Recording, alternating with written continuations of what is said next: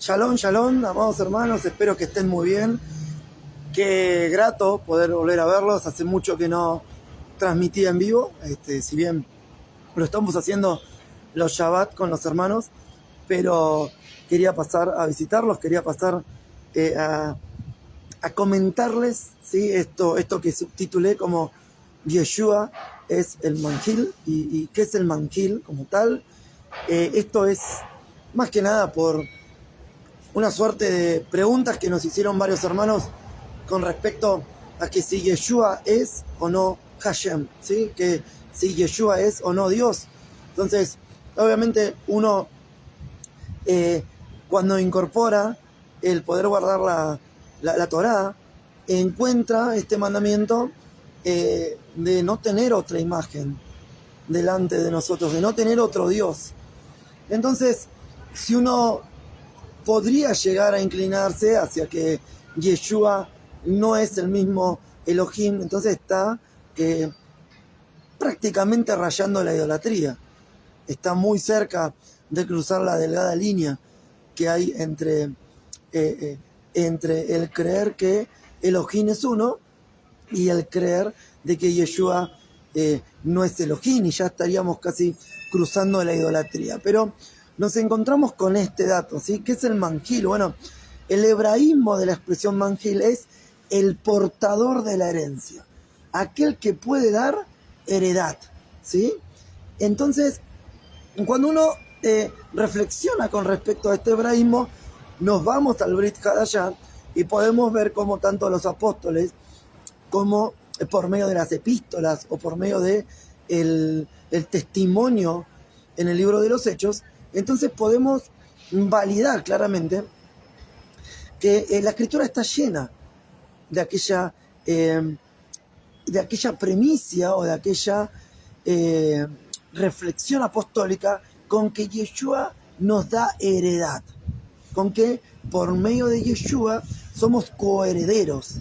Entonces podemos ver en el libro de los Hebreos, en el capítulo 1, en el versículo 2, donde el autor del libro está mencionando que Yeshua es el heredero, ¿sí? Que fue hecho heredero, pero ahí la expresión hecho no corresponde, porque Yeshua no fue hecho, eso fue un agregado en los escritos que se ajustaba al pensamiento doctrinal del siglo III, cuando se empieza a releer las epístolas y les empieza a dar un formato, ¿sí? Actualizado y en conformidad a la doctrina de turno de ese siglo. Doctrina de turno que fue avanzando a través del tiempo y que hoy nos encontramos con estas variantes, ¿no? De que Yeshua fue hecho heredero o que Yeshua fue hecho menor a los ángeles. Bueno, la expresión esta como tal no es válida, no existe en los escritos originales, y esta expresión hecho simplemente fue introducida para darle un valor a la doctrina de turno, pero no es como está expresado, ¿sí? Entonces lo mismo ocurre con la expresión hecho heredero. Entonces él no fue hecho heredero, sino que él es el heredero, el que puede dar herencia, el que puede generar una herencia, que en el hebraísmo de esa palabra es manjil. Entonces esta expresión la podemos ver en el libro de los Hechos, en el capítulo 20, en el versículo 35, cuando ahí el autor de este libro, cuando Lucas está diciendo, el Lucas, el evangelista, el mismo que escribió el evangelio es el mismo que escribe el libro de los Hechos. Entonces él dice que en este capítulo 20, versículo 35, dice que Dios mismo, que Dios es el que da como favor la herencia. Entonces acá debemos reflexionar, ¿sí? Cuando vienen doctrinas que nos dicen que Yeshua no es Dios, ¿sí? Que no es Elohim, que no es la manifestación corpórea del amor de la plenitud de la deidad. Esa sería la doctrina que anula que Yeshua es Elohim. Después tenemos otra peor aún, que desacredita directamente a Yeshua, y que fue solamente alguien más enviado, ¿sí? Alguien más simplemente que pregonó la palabra, las Sagradas Escrituras, la Torá. Entonces, tenemos que comprender cómo la transliteración al español, tanto de hecho, tanto de herencia, tanto de primogénito, tanto de enviado, ¿sí? Tenemos que llevarlo al hebraísmo, a la ley de la escritura. Entonces, cada escritura, cada expresión de Yeshua está, encaja perfectamente con los hebraísmos, ¿sí? La palabra primogénito en el hebraísmo es aquel subordinado. Entonces ahí podemos encontrar que el subordinado está refiriéndose a sujetarse a la palabra. Y como bien sabemos, la escritura dice que Dios no es hombre para mentir. Entonces, lo que está diciendo es que Él se sujetó a lo que estaba escrito y a lo que estaba dictado por la misma Torá, que la dictó Él mismo. Dice la escritura que cuando no había nadie por quien jurar, juró por sí mismo. Entonces, claro que sí. Claro que Dios, Hashem, Adonai, Elohim, puede por sí mismo hacer valer la escritura como nunca nadie antes la pudo hacer. Entonces, como nunca antes nadie la pudo cumplir, tuvo que venir Él a cumplirla. Porque si no, no había manera de salvarse. No había salvación por medio de ningún hombre, ¿sí? No hay salvación debajo del cielo dada a los hombres. Si no fuese por Yeshua, que Él está por encima de los cielos. Entonces, esta es la expresión de primogenitura. En el libro de los Hebreos dice, cuando introduce el primogénito. No quiere decir que agarra al primogénito Dios y lo mete, sino que quiere decir cuando se manifiesta el primero de todas las cosas. Cuando uno entiende que se manifiesta el primero de todas las cosas, aquel versículo que dice cuando introduce el primogénito en el mundo, puede entender también cuando Pablo el apóstol dice que estaba reservada la salvación para una generación a futuro. Puede entenderse también cuando dice que había que desde antes de la fundación del mundo, esto se lo menciona en el libro de los Hebreos, en el capítulo 2, si no me equivoco, cuando estaba reservada desde tiempos antiguos este misterio de Cristo, ¿no? Para ser salvados en Mashiach. No quiere decir que Mashiach era un segundo Dios guardado para un momento específico, sino que está diciendo primogénito es aquel que es manifestado para ser el primero en todas las cosas. También primogenitura quiere decir el más apto. O sea, que quiere decir que aquel primogénito es el único en condiciones para poder acceder a la salvación. Volviendo al capítulo 20 del libro de los Hechos, al capítulo 35, afirma Lucas que Dios es el único que puede dar heredad. Entonces, en el libro de los Hebreos, cuando dice que la heredad que lo hace a Yeshua como hijo para dar herencia, ahí el atributo o la manifestación de hijo es subordinado o aquella extensión visible de un Dios invisible. Esto lo dice en el libro de los Colosenses.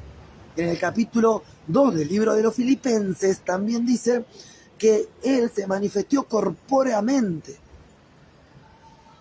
que Él estando él siendo mismo Dios, no se aferró a esa condición, sino que se despojó, se disminuyó. Es cuando encontramos la expresión en el capítulo 1 de los Hebreos, allá en el versículo 5, cuando dice que lo hizo menor a los ángeles, pero lo coronó de gloria, ¿sí? Atribuyendo esto al Salmos 8.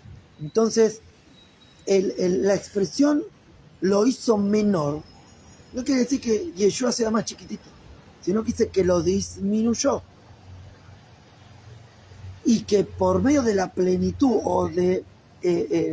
o por medio de los padecimientos, quiere decir que cuando Él completó como Corbán los padecimientos que tendríamos que haber padecido nosotros, entonces ahí Él volvió al Eterno. Entonces se hizo uno con el Eterno. Las palabras de Yeshua que dice que Él ha sido enviado, quiere decir que Él se ha presentado para cumplir, que Él se ha manifestado en carne para poder completar los padecimientos que debíamos haber padecido nosotros. Entonces volvemos a la expresión manjil, ¿sí? Entonces esta expresión, ¿sí? Esta expresión como tal nos está refiriendo a lo que es el que es dador de herencia, ¿sí? El que es dador de herencia, y acá tengo obviamente mi machete, que lo llevo para todos lados, ¿sí? Para poder validar, ¿no? Este manjil. Entonces, el Proverbio 8 habla de aquella sabiduría que clama por todos lados y que todo el mundo tiene acceso a esa sabiduría. Sin embargo, no todos la aceptan. Inclusive dice, creo que en el versículo 12 o a partir del versículo 12 de Proverbios 8, menciona de que hasta el impío se le presenta esta sabiduría. La sabiduría le da una posibilidad al impío. Hasta que en el versículo 20 o el versículo 21, en el versículo 21 dice claramente que la sabiduría es la que da herencia a aquellos que le aman. Esa dar herencia es el manjil. ¿Y quién es la única sabiduría que se le ha presentado y que ha clamado en todas las esquinas y en todos los lugares? Yeshua. Yeshua es esa sabiduría. Yeshua es el único que puede dar herencia. En el Proverbio 8 la vemos como una sabiduría, ¿sí? Recordemos que el hebraísmo de sabiduría está relacionado con aquel que pone por obra justamente la Torah. Y como no hay justo ni aun uno, el único que pudo poner por obra la Torah fue el mismo Yeshua. Así que este manjil, el dador de herencia, que es Yeshua, es el único que puede habilitarnos como coherederos del reino de los cielos. Yeshua es el manjil. Yeshua es el dador de herencia. Yeshua es aquel que fue revelado al mundo para que todo aquel que en él crea tenga vida eterna. Aquel que tiene propósito de herencia y de salvación. Aquel que se manifiesta como el heredero, el capaz de poder darnos la herencia, como dice en el libro de los Hechos, en el capítulo 20, en el versículo 35, que dice que es mismo Dios el que dio esa herencia. Entonces tenemos que dejar bien en claro, para erradicar toda doctrina humana, de que Yeshua es el que soy, ¿sí?